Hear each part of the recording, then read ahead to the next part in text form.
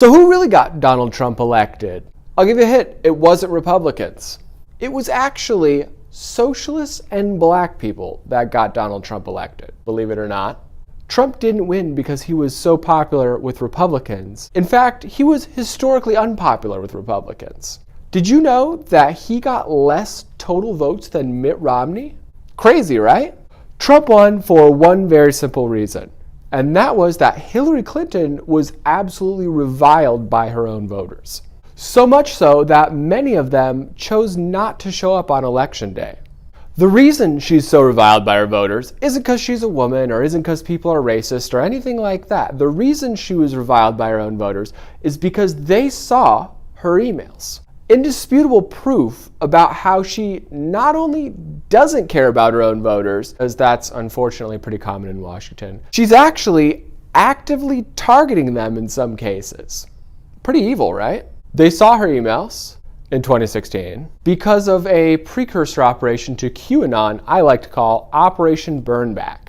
The name was inspired by the firefighting term, where wildland firefighters out in the forest dig out a line and set a small controlled burn back toward a main fire to stop it by pre-consuming all of its fuel in advance.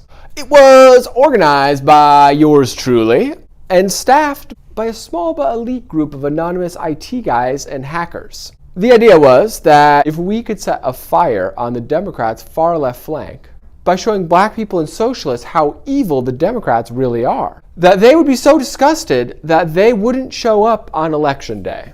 So we used robots and foreign click farms to flood hyper-targeted sections of social media with salacious email clips from Hillary Clinton and the DNC. And it worked like a charm.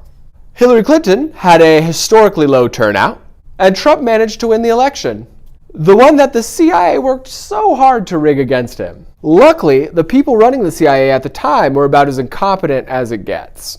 Unfortunately for us, not all the nerds we were working with survived to tell the tale.